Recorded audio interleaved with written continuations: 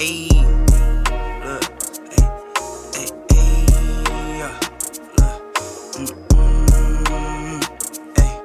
I'm in the lab like Dexter, brand new batch he tested. I'm with all the extras, don't try and bitch, I'm pressure. I'm the type to step on steppers, I'm the type to step on steppers. I'm the type to step on steppers, I'm the type to step on steppers. What is going on, everybody? Welcome back to another episode of the New Media Podcast. I'm your host, Ya. We hope you enjoyed the last episode because, as always, today's going to be an even better episode.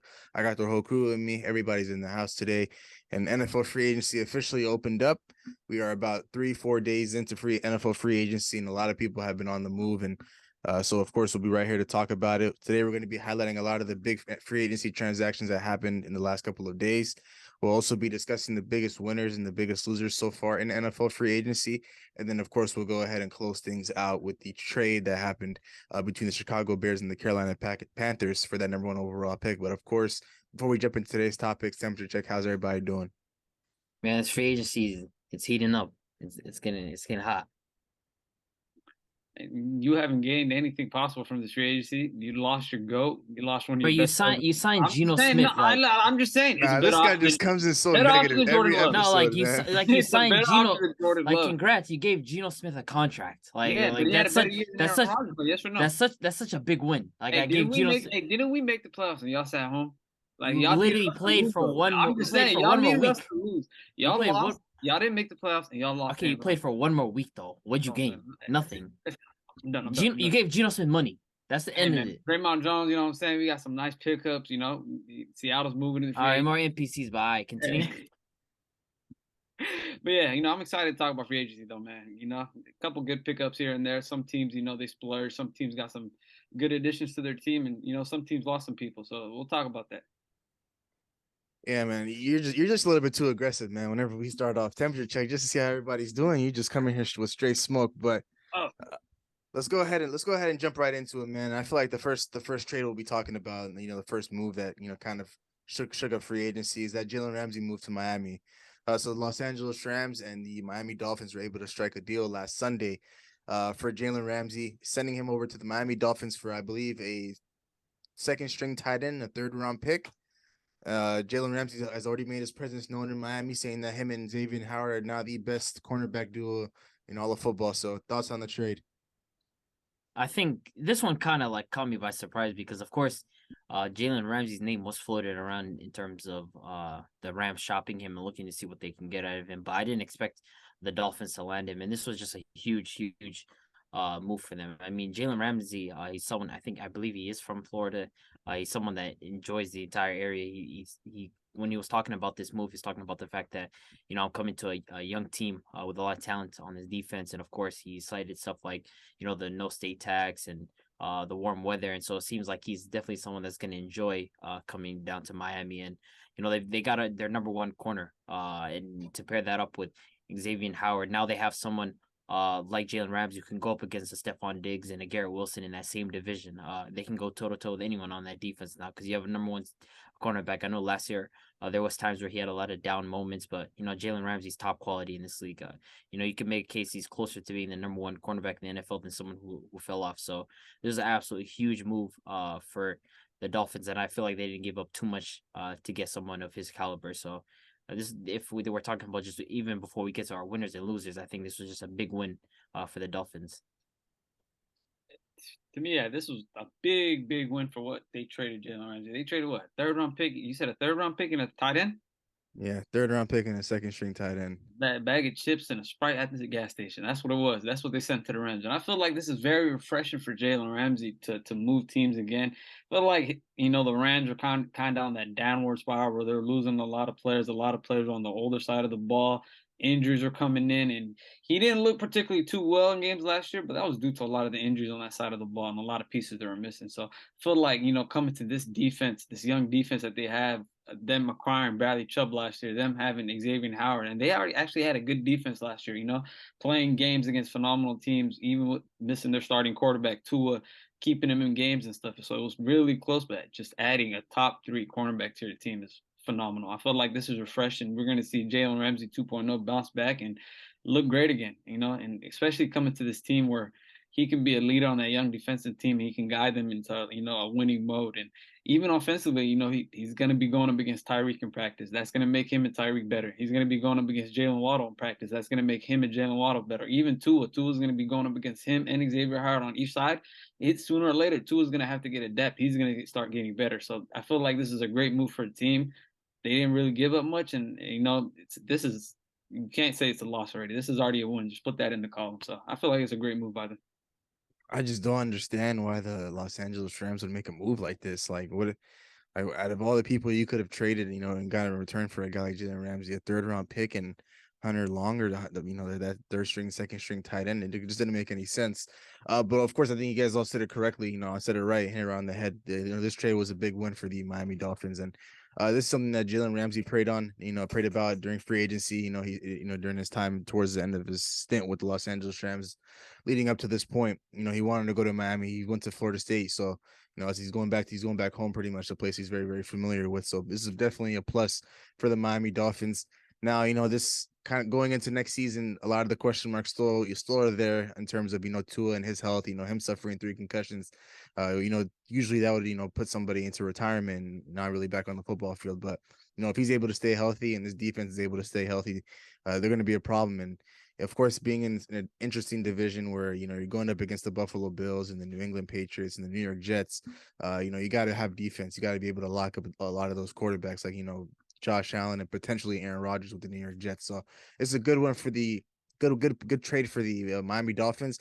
But the question, that still kind of, is still in my head a little bit is, what are the Los Angeles Rams trying to do with this? Like, you go ahead and move Jalen Ramsey. You already, negotiated with Bobby Wagner to, part ways. So who's next? Is Matthew Stafford on the block? Is Cooper Kupp available? That's kind of one thing that's been floating around for me. I just don't know what, obviously the Los Angeles Rams, they got their Super Bowl out of all of this. But at the end of the day, you declined you weren't able to get, Brian Burns for, 2 first-round picks, and you don't necessarily have a lot of draft capital moving forward. So, potentially, are we going to see a Cooper Kupp trade in the future? Are we going to see a Matthew Stafford trade in the future? I think it's going to be interesting to see with how the Los Angeles Rams move forward, and especially with them being in division with the Niners and the Seattle Seahawks, and they're probably in the gutter right now with the Cardinals. But it's going to be a lot of down years for them with all these moves they're about to make real soon. But overall, good trade for Miami. But next, we'll go ahead and talk about the New York Giants making a move with the Las Vegas Raiders for star tight end Darren Waller. The New York Giants sent over the 100th pick in this year's draft to the Las Vegas Raiders, which they acquired in that trade for Kadarius Toney. So in reality, when we think about it, it's pretty much a trade for Kadarius Toney for Darren Waller. Daniel Jones finally has a weapon that he can add to his arsenal. What do we think about this one? I mean, like, it's from a lot of the reports that came out, seems like Josh McDaniels and Darren Waller weren't getting along. I mean, he's seen shots from his now wife Kelsey Plum on Twitter talking about, maybe he wasn't invited to the wedding. There seems to be a lot of strife that was going on in that organization between Darren Waller and Josh McDaniels. And for the Giants, I mean, they added a weapon. Already having to lock down Daniel Jones and franchise tagging Saquon Barkley, and then picking up a weapon in Darren Waller. But the only question mark to me is Darren Waller's health. I mean, I think the last 2 seasons he's played about 20 games. There's a huge question mark surrounding whether he can stay on the field, right? For the Raiders, again, they're organization where I don't know their direction, and I feel like that's just being clouded by someone like Josh McDaniels being their head coach. But for the Giants, like, if he's able to stay healthy, I feel like that's a huge pickup. Darren Waller, when we last saw him healthy and playing a full season, this guy was an absolute monster at the tight end position. So, I'm excited to see what Daniel Jones is able to do with a talent like that. But it really comes down to health. Because 20 games over the last 2 seasons is it's crazy. You need your tight end to stay healthy. So, Yeah, for me, like I said, he knocked it on the door perfectly. Darren Waller's health. If he can stay healthy, he's a phenomenal tight end. But playing 20 games the last 2 years is just, it's very scary, But for me, Giants, they really didn't give too much up for him. It was the 3rd round pick in the draft. I mean, a third round pick, yeah, it's not really much. I mean, the gamble is to put him next to Daniel Jones, hopefully that he stays healthy, and then you can see him produce. So that can happen. Giants, they really didn't lose much, so it's a win for them. But on the Raiders end, I don't really know what's going on. You signed Jimmy G to come replace Derek Carr, and then you release a good tight end where if he is healthy, it will be a big addition to Jimmy G. It will spread that offense. You keep Jacobs and you have Adams. It'll be a third addition there, but hey, let's trade this guy for a third round pick. We don't know who we're gonna draft. We don't know what direction we're gonna go in. Hunter Renfro, he's another guy that gets injury prone. So it's really just Devontae Adams on the receiving upside of that team. And what's gonna happen when they start doubling him, tripling him, start packing the box on Josh Jacobs and forcing Jimmy G to throw? He's gonna have no other option, and that's where Darren Waller comes in once he's healthy or if he's healthy. But to me, Giants, they third round pick, it's not much to lose. They're not losing anything. If he stays healthy, it's a big addition to that team. He's gonna be a number one target for them. And it's gonna open up the game a lot for Saquon. But the Raiders, I don't know what direction they're heading in right now. Josh McDaniels over here beefing that he didn't get to go to a wedding. Yeah, I guess he's a little salty, but we'll see what happens. I mean, for the Las Vegas Raiders, I think this is a terrible move. There's no reason you should be trading Darren Waller after you gave him the contract extension and stuff like that. So of course, that dysfunctional franchise, they don't know exactly what they're doing. They don't know where they're headed. So I don't want to speak on them. But to speak about the Giants, I do think it's a good trade for them. Of course, getting back a tight end like Darren Waller, he's the tight end position, we're already very thin as it is. When you go look across the league, you have Travis Kelce, you have Mark Andrews, you have George Kittle. And then you throw in Darren Waller into the mix, and after that, you kind of just watered down. And it's not that many elite tight ends across the league. And I think Darren Waller is one of the tight ends that are in the elite group. But I feel like this doesn't solve the Giants' problems at wide receiver. In terms of like having weapons. Like, yes, it's a plus to have Darren Waller, but at the same time, you're still coming into this year with one of the worst receiving corps, not one of the best. Isaiah Hodgins and Darius Slayton and Sterling Shepard and stuff like that. Those guys are, quality wide receivers, but at the end of the day, you kind of still need your wide receiver one and a complimentary wide receiver two. And I feel like the New York Giants still lack that. So, of course, you fill the one position of need, which is the tight end. You had Evan Ingram a couple years ago, and then, of course, he had his drop issues, and he's been looking very, very good for the Jacksonville Jaguars. But now you've replaced him with Waller, and I feel like the work shouldn't be done just yet. You still got to go out there and make a move for a wide receiver. I did hear that they were in talks with Jerry Jeudy, and I feel like if they were to land Jerry Jeudy, that'd be an even bigger plus than this move that they got for Darren Waller. Because Jerry Jeudy I feel like he still has a lot of potential in him, and he can be one of the best receivers in this league. And if he's able to get his hands right, and because his route running is one of the best in the league. So there's still a lot of more work to do. But I do believe this is a step in the right direction for the New York Giants. Acquiring Darren Waller, it's going to be interesting to see how him and Daniel Jones do this upcoming season. But they do need to go out and get a wide receiver. But now we'll go ahead and move on. We'll go ahead and stick on the same franchise, not the New York Giants, but the Las Vegas Raiders. And as we mentioned, Derek Carr is out the door, and the Las Vegas Raiders, they look no further for their new quarterback. And they went ahead and grabbed Jimmy G in free agency. They signed him to a 3-year, $67 million deal. And it's looking like Jimmy G is going to be the week one starter in Las Vegas. With this deal, I don't have a huge issue with this deal. Considering the fact that that's about $23 million a year that they're going to be paying him. He's coming to a system where he's familiar with Josh McDaniels. He's worked with him in New England.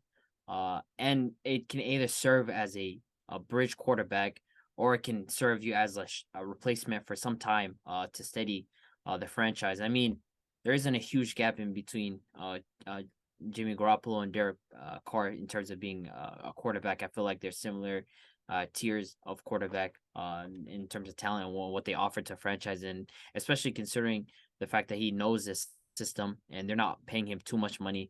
I mean, again, it's not like there was a ton of options that were existing. There was something floating around for Aaron Rodgers early on before free agency had opened up, but nothing really solid. So to grab someone like Jimmy Garoppolo, I feel like at least in some sense gives you a bridge quarterback, and it offers them the flexibility that they don't have to trade up for a quarterback if they draft one. Let's say, for example, if quarterbacks start flying off in the beginning, I think they have the 7th pick, I want to say, or the 8th pick, something like that. 7th. Yeah. So if quarterbacks start coming off the board early on, at least they have a quarterback to start with. And if not, then that gives them the flexibility to at least sign one. And then he can play under Jimmy Garoppolo, or he'll eventually become the starter. So, you're offered a lot of flexibility by signing Jimmy Garoppolo. So I don't think this is particularly a bad move. I think it's solid enough for the Raiders. But again, to me, I don't rate Josh McDaniels as a head coach, but at least he gets a quarterback that he's familiar with. So Yeah, I don't think this is a bad move. And right now, looking at the market for them, especially with their pick, they did offer the Bears. I think they did gouge them to talking for the #1 pick, and the Bears requested what, 2 first-round picks this year, 2 second-round picks, and then 2 future first-round picks. And they were like, "Nah, we're gonna back out of that." So I get their move. They're sitting at 7 in the draft. Jimmy G, what was it, a 3-year deal? It's not bad. Him and Derek Carr, to me, it's not far off. I feel like Jimmy G's more of a game managing quarterback than Carr. I feel like Carr's a little more scared in the pocket, but who knows what Jimmy G can do for his team. But for them sitting at 7th, they could draft a quarterback. They could move on next year, or just keep him under Jimmy G for this year and next year. But looking at the market, this was the best available option. I know they couldn't get Aaron Rodgers, Lamar Jackson. They're asking for 2 first-round picks, and he wants a $250 million guaranteed contract. So they're not. They backed out 25 minutes when that was released. So for them to get Jimmy G with the remaining quarterbacks left on board and drafting a rookie still at that position is not a bad idea. So I don't think this is a bad move for them. Nah, I'm gonna have to disagree with you guys, man. I think this is like a step back, than more than it is a step forward. Jimmy G is a huge downgrade from Derek Carr. At least Derek Carr, he's willing to run the risks to get his playmakers the ball, like Devontae Adams, Hunter Renfrow, and of course last year Darren Waller. But I mean, he had all those guys, but like what do you do with it? Like, he didn't do much, right? It didn't necessarily amount to like winning winning football. But what is Devontae Adams gonna look like under Jimmy G? Like, the Raiders can fix everything and go ahead and get a top quarterback in this draft if one of them lands in their hands at their pick. But if they miss out on getting a quarterback in this year's draft, if you're stuck with Jimmy G on a contract where it's kind of like a team friendly deal where it's 3 years, 67 million, which is pretty much 23 million a year. It's garbage, man. The Raiders, at that point, you might as well just keep Derek Carr if you're not going to go after a quarterback in this draft and give him 35. Yeah, I would rather give Derek Carr 35 than have to go that's into crazy. this year. I'm not giving Derek Carr 13 more million. Then have to go into this year with Jimmy Garoppolo, man. Like, for starters, going into next year's fantasy, like I'm staying away from Devontae Adams. Like I'm not touching Devontae Adams. Thank you for taking him off my hands. I ain't gonna lie. Yeah, I'm not taking Devontae Adams this year, man. But I think it's not. I think people around the Raiders organization, like I feel like Josh Jacobs said, like, it's sad that they had to they went out and made a move for a guy like Jimmy Garoppolo because it doesn't necessarily fit what they're what they're trying to do and where they're trying to go. But they can fix this whole situation if they end up just getting a quarterback in this year's draft and then have them be a quarterback competition battle between him and Jimmy Garoppolo going into this season. You probably start the season with Jimmy Garoppolo, and then if it's not going so well, it's probably not going to go well. Then you probably just throw your young quarterback into the fire, the rookie quarterback, and see what he's made of, and that's perfectly fine. But if they don't do that, then it's the worst thing in the world because at the end of the day, like Jimmy Garoppolo, he was in a system where pretty much he got babied, and he was on a team that was one of the best constructed rosters in all of football, but. Now he's on the Raiders team that has a lot of holes, but you have Devontae Adams, they franchise tag Josh Jacobs, so you kind of have some skilled players on the offensive side of the ball, but the defensive side of the ball, it's pretty much just Max Crosby and nobody else. But so if I had to grade this trade, I'd probably give this like a D. But it's going to be interesting to see how the Raiders move forward after this whole move for Jimmy Garoppolo. But we'll go ahead and talk about the next team and the Dallas Cowboys and Stephon Gilmore. The Dallas Cowboys were able to land Stephon Gilmore from the Colts. I'm not too sure what was the compensation for him. I think it might have been like a second round pick? Yeah, I believe so. But now Stephon Gilmore is officially a Dallas Cowboy, and he'll be paired up with Trevon Diggs in their secondary. So thoughts on that? I think this is like an excellent move for the Dallas Cowboys because it felt like Of course they have a great pass rush with the guys up front and Micah Parsons and DeMarcus Lawrence and Dorrance Armstrong. That group is solid. But in terms of like the secondary, felt like it was Trevon Diggs and sometimes Deron Bland. I think that was a rookie. He had like 5 interceptions for them last year or something. But it felt like they were missing that second corner. I remember last season when we were playing them, it felt like Christian Watson was targeting their second corner, Anthony Brown. And injuries had caused a lot of problems for them in their secondary, and they just needed that second corner because Trevon Diggs obviously was playing phenomenal last year, but they didn't have someone to cover the other wide receivers when he was on the star wide receiver. So this offers them a lot more flexibility. It allows Trevon Diggs to be able to move around a lot more, and they're able to shuffle their secondary. It gives them more opportunities to go for interceptions and make big plays because he has Stephon Gilmore guarding potentially the other wide receiver, or even sometimes switching off and he's guarding the best wide receiver on the other team. And I think this is a very, very solid move for a veteran, a guy in the past who's won Defensive Player of the Year. I think it's an excellent move.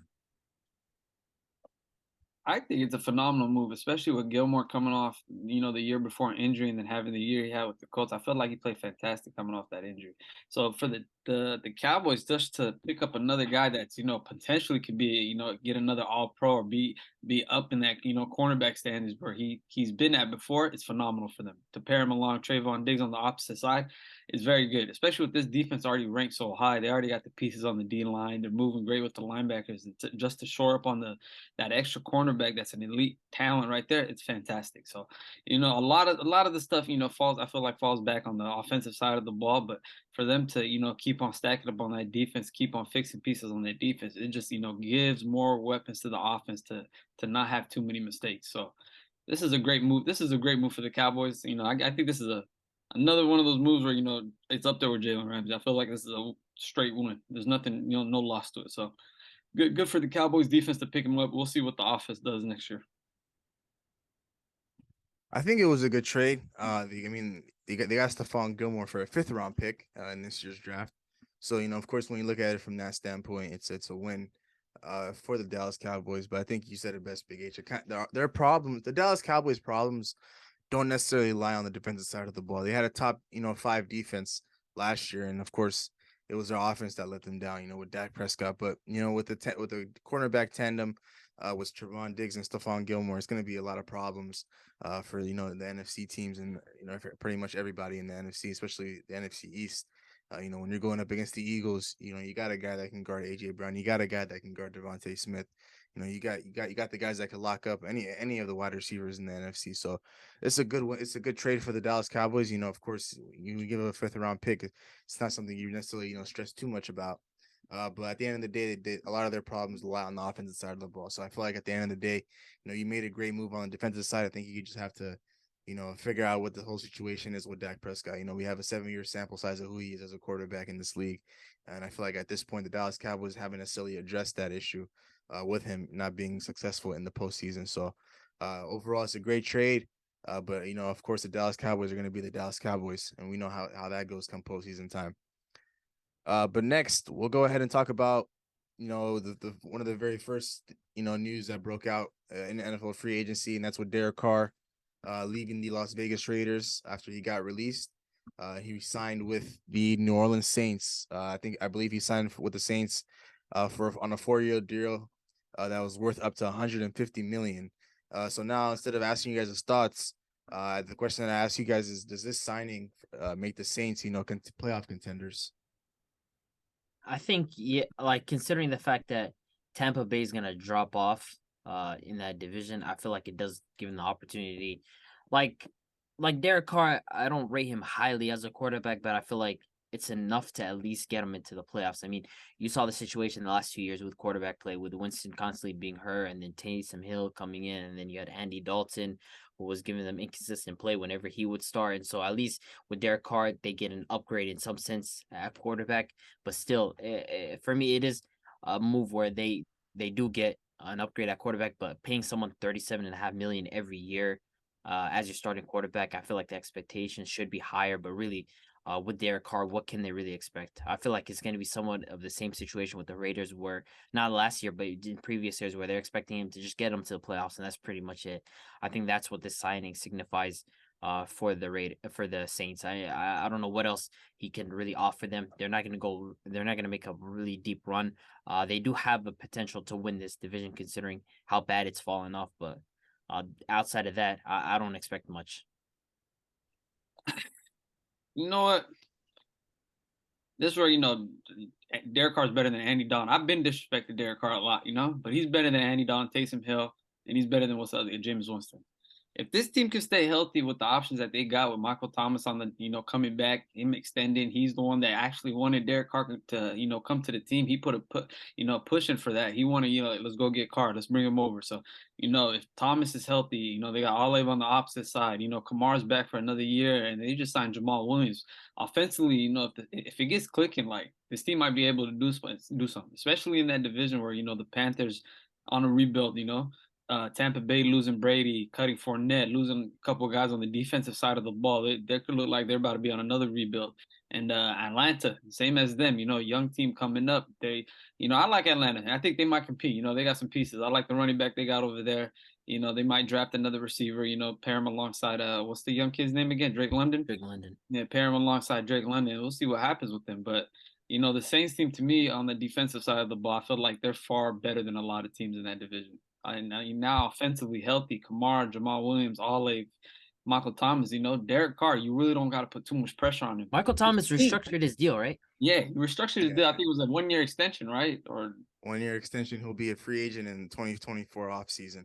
So, he wanted to come back and stay, but we'll see if, Thomas can come healthy. But that's the thing, you build this team around Derek Carr. When the pressure swings, is Derek Carr going to fold again? And we've seen in the past plenty of times. He always folded, so we'll see what happens. But I give this, them picking Derek Carr up a B plus. I feel like it's a good deal for them. But the thing is, though, for me, it's the money that kind of just like the money's crazy. Kind of sits like 4-year 150, right? 4-year 150. I feel like 37.5 million. I thought he was gonna get what's his face numbers, Jimmy G numbers, like 3-year 70. I'm not gonna lie, that's what I thought he was. No, you're crazy. I expected. I swear, or like I expected at least a low. I expected the low 30s. 300 or 3 year, like somewhere Gino. I saw the low 30s. That's what I was expecting. The low 30s. Him getting 37 is crazy, fam.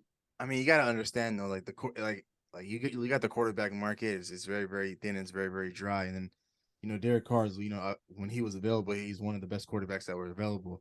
And you look at the recent history for the New Orleans Saints since Drew Brees retired, it's been a ring around the rosy between Andy Dalton and Taysom Hill and Jameis Winston. So it's not like they've had a lot of success at that quarterback position.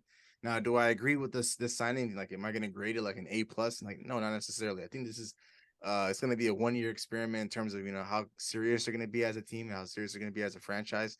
But it's going to be interesting to see how it all comes together in year one. So I'll give it a chance. I feel like Derek Carr can do some special things with Michael Thomas coming back if he's healthy. That's a big if, and that's always going to be a big if. But Chris Olave, a guy that was in the running for Offensive Rookie of the Year. We all know how talented and special he is. So I feel like him and Derek Carr can have a very, very strong connection. Alongside with him, him being on the opposite side of Michael Thomas. So I think it's a solid move for the New Orleans Saints. Of course, I do think it makes them, playoff contenders. I think they're able to win this division with a record of 9-8 or 8-9 simply because of how weak it is. They're not really running into a lot of competition. Tampa Bay is going to fall off. Carolina's going into a rebuild, and Atlanta, with them exiting out of the Lamar Jackson sweepstakes, they're going into this year with Desmond Ridder. So, how far are they going to make it in the postseason? Probably a wild card week in and out. But if their defense is anything like it is in recent years, it'll give them a fighting chance. So I like this move overall. But the money, I don't necessarily have an issue with it. Because obviously, it's $37 million, and you go ahead and look at Geno Smith's contract, it's $35 million. It's like two sides of the same coin. It's nothing different. They're both better than Kirk Cousins.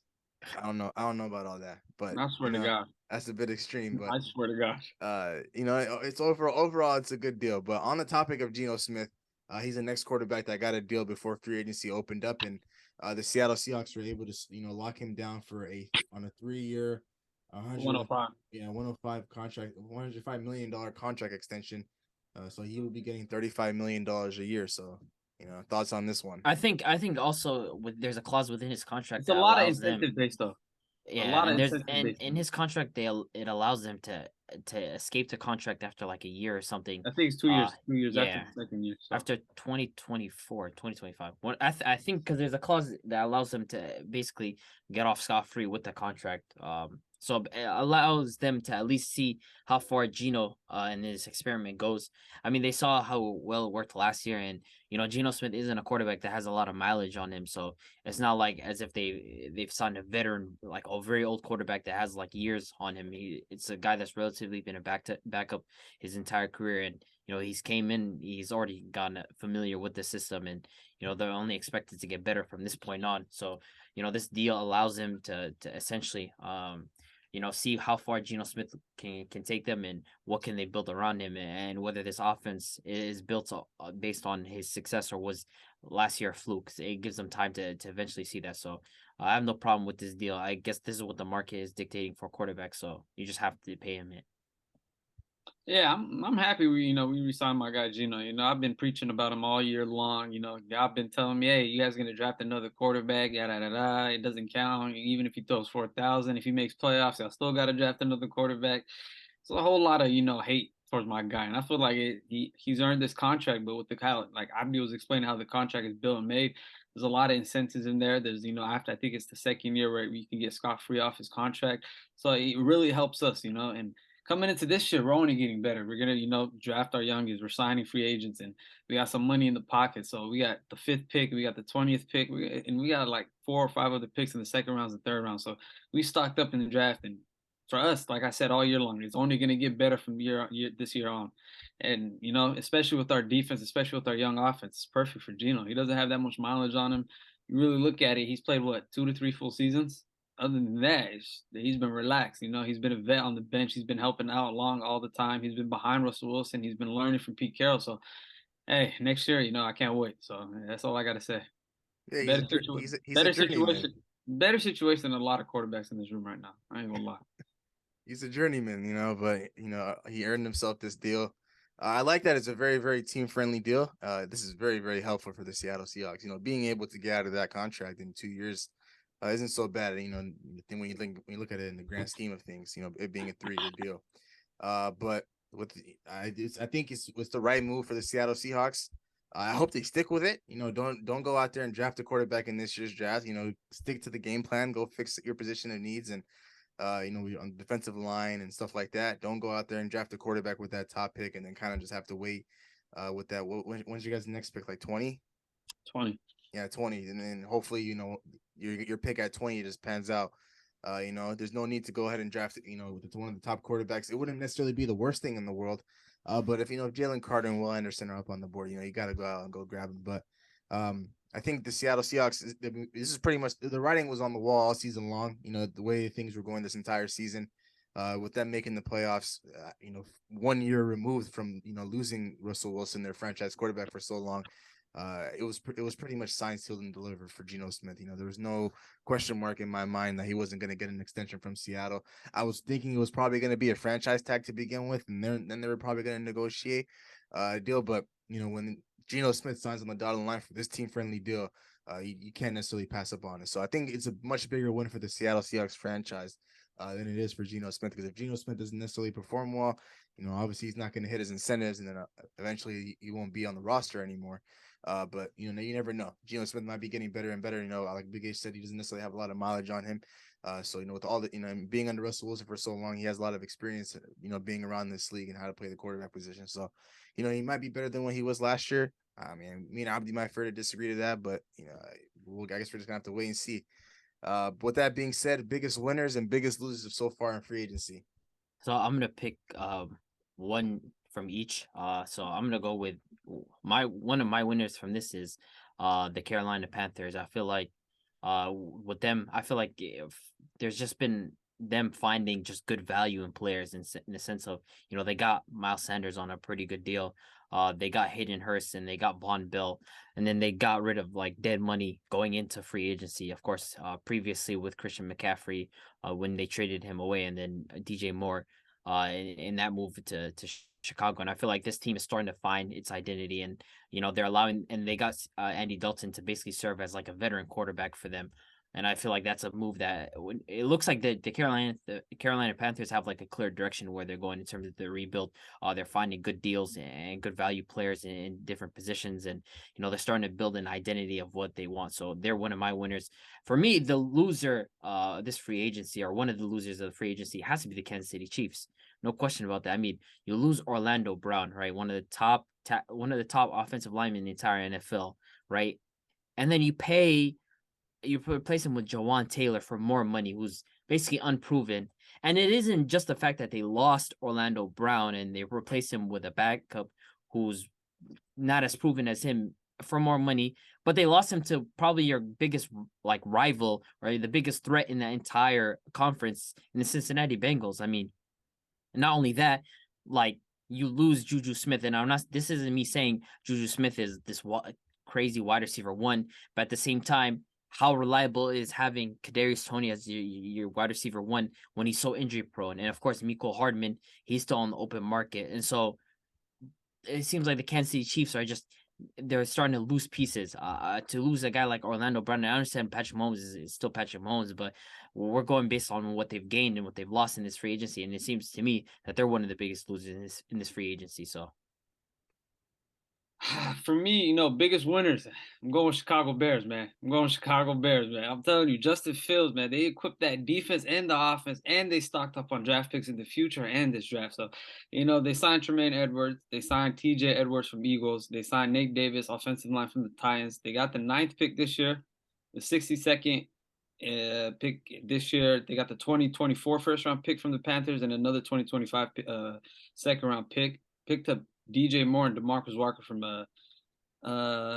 Titans as well. But for them picking up O-line, another receiver option, stocking up in the draft and signing these defensive players, especially Tremaine Edmonds. I think he came into the league at 19. He's only 24 right now. He's pretty young. He was a phenomenal player for the Bills linebacker corps last year.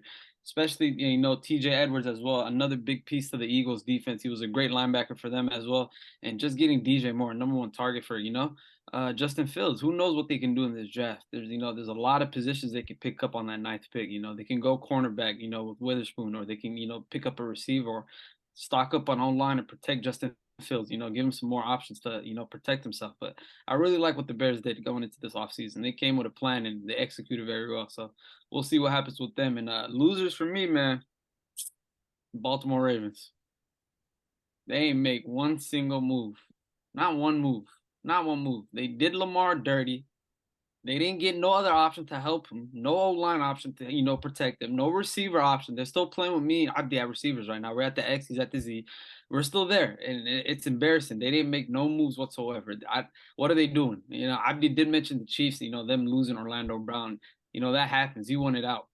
Them losing Juju. Juju was on a team-friendly deal last year. I think 1 year played out contract. I don't know if they were going to offer him multiple years, but hey, Juju left. But for me, the Ravens not doing anything to help Lamar Jackson. Just it's bad. And you see what Burrow, they're over here protecting Joe Burrows. They're making signings. They're getting offensive linemen. They're signing players to help Joe Burrows. But another quarter like Lamar, you don't see the team moving. Everybody's gonna be like, oh, he's a running quarterback. Why should we help him? Nah, that's disrespect. So I got the Ravens losing this free agency offseason coming in. I don't even know if they have a first round pick either. That's the funny part. Do they? The Baltimore Ravens? Yeah. I'm not too entirely sure. Yeah, it's embarrassing. I hope Lamar sits out.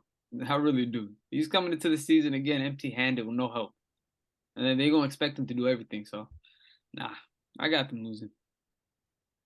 For me, I was gonna say for my biggest winners, I was gonna say Chicago. I feel like this is something I've been saying pretty much the entire season, that these guys are going to be some serious contenders in not only the NFC North, but all the NFC, with all this cap space that they had coming into this year. They were number one in cap space, and then Ryan Post came in there, their new GM, and he pretty much wanted to make his mark in this offseason and in this free agency window, and immediately signing Edmonds and TJ Edwards and stuff like that.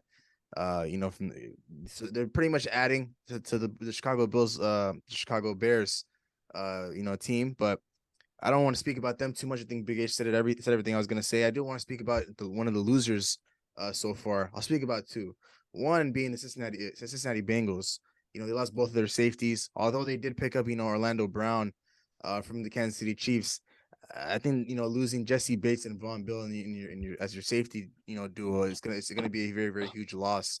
And I don't feel like Orlando Brown is good enough to be getting that much money. I know he was looking to get paid as a left tackle, but the Bengals are gonna put him at the right Isn't the tackle Bengals position. left tackle tripping now? He's looking for a trade option since they want to put Orlando Brown at the left Yeah, tackle. yeah, Jonah Williamson or something like that. Their Yeah. starting guy just requested out today, so he's looking to leave that team after they've signed Orlando Brown. But Orlando Brown is a guy that declined $100 million deal. That was pretty much guaranteed for like the first like 3 or 4 years up front. But I think he bet on himself.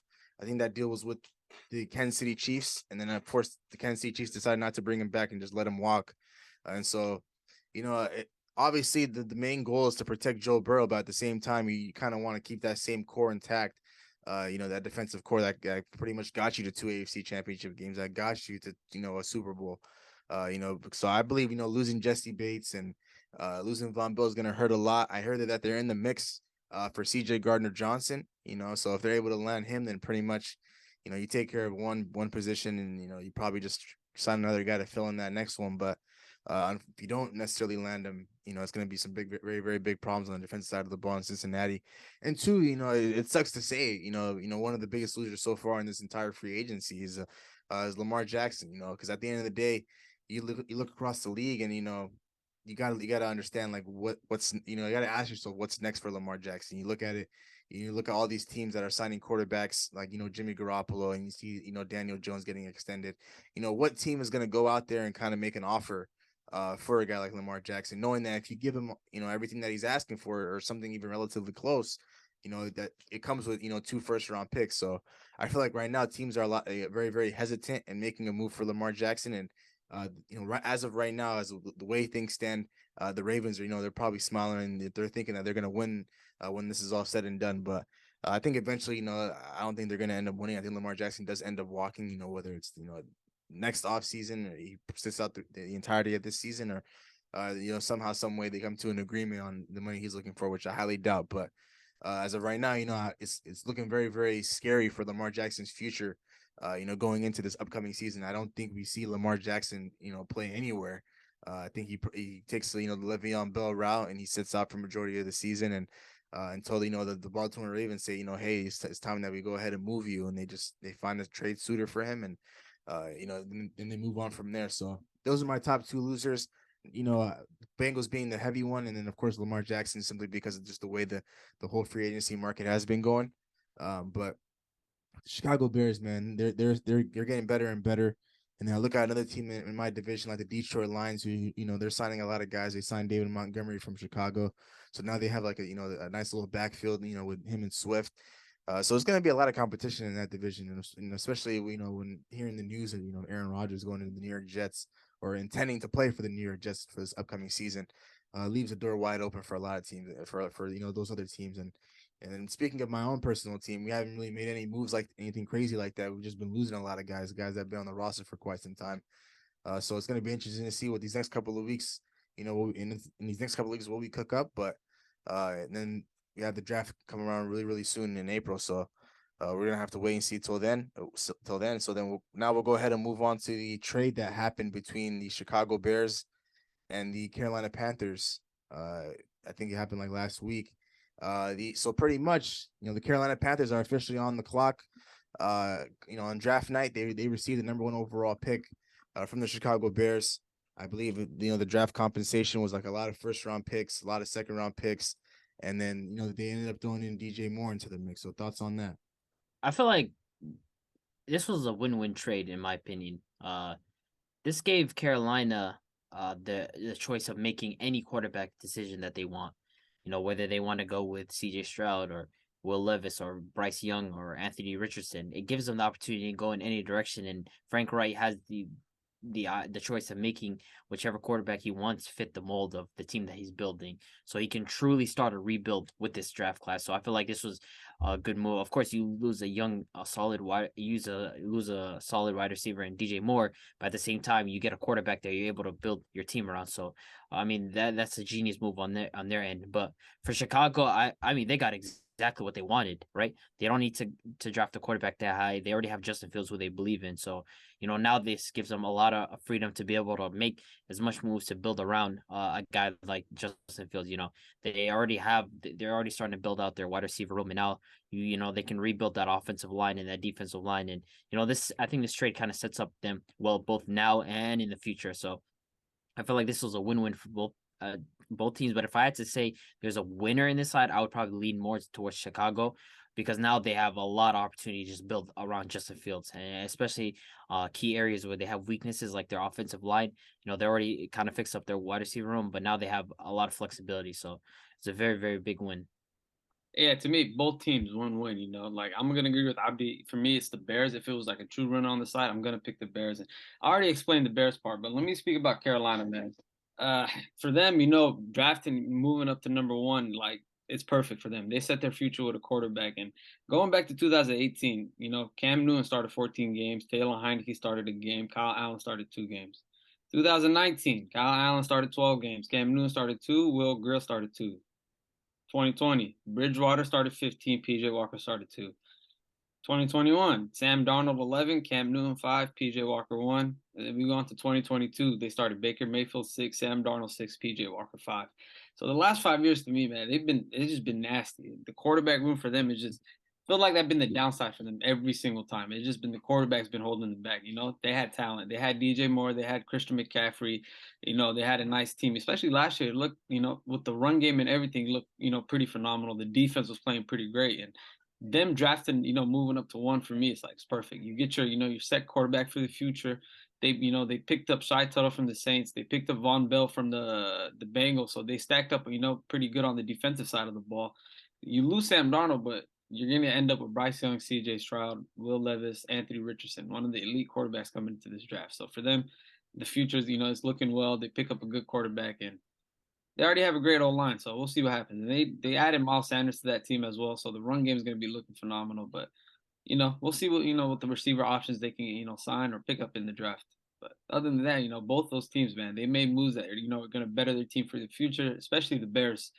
We've seen the production with Justin Fields, and we've seen what he can do if he had a great old line, we can see what he can do. But that's the time to build on it now. Them picking up future picks in the draft, them getting a DJ Moore, elite receiver that he needs on that team. It's perfect. It's perfect. So good win-win for both teams. But I got the Bears coming out as a winner runner. Yeah, I think this trade is even down the line. With the Panthers sending over two first-round picks, 2 second-round picks in 2023 and 2025, and DJ Moore. The Bears, of course, they got their draft capital from the Carolina Panthers, and they also got DJ Moore in return. I think the Carolina Panthers, they wanted to put themselves in a position where they have a lot of options on the table.